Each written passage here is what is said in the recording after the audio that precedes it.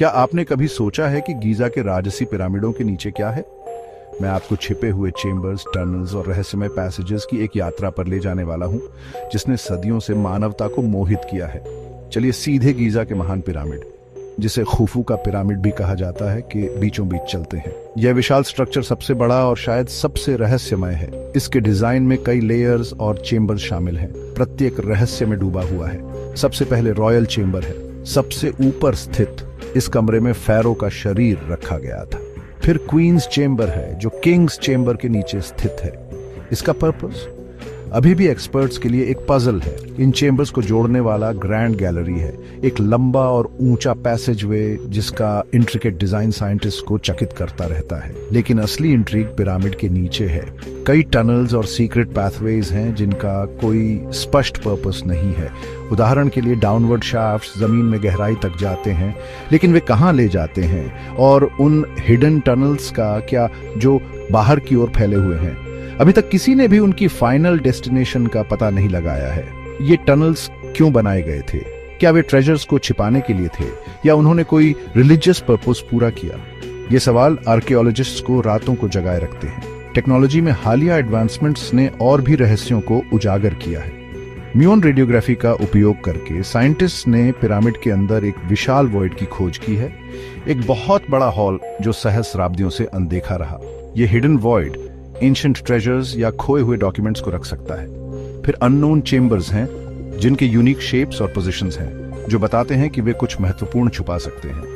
Chambers का design energy flow के बारे में दिलचस्प सवाल उठाता है। कुछ रिसर्चर्स का मानना है कि पिरामिड के भीतर एक विशेष प्रकार की एनर्जी उत्पन्न होती है, जो इन रूम्स और टनल्स से होकर बहती है। अजीब साउंड वेव्स और वाइब्रेशंस का पता चला है, जिससे हमें आश्चर्य होता है कि क्या पिरामिड सिर्फ एक टूम से अधिक था? क्या यह एक एंशिएंट एनर्जी ट्रांसमीटर हो सकता है? पिरामिड के नीचे क्या छिपा हो सकता है? इसके बारे में कई थ्योरीज हैं। कई लोगों का मानना है कि फेरोज से संबंधित ट्रेजर्स, ज्वेलरी और प्राइसलेस आर्टिफैक्ट्स वहां दबे हुए हैं। प्राचीन मिस्र के रहस्यों को उजागर करने के लिए एंशिएंट मैन्युस्क्रिप्ट्स भी छिपे हो सकते हैं। मॉडर्न साइंस इन रहस्यों को सुलझाने के लिए कोई कसर नहीं छोड़ रही है। म्यून रेडियोग्राफी हिडन वॉइड्स और चेम्बर्स का पता लगाने में मदद करती है। 3D स्कैनिंग और सोनार टेक्नोलॉजीज टनल्स और रूम्स के स्ट्रक्चर को मैप करते हैं।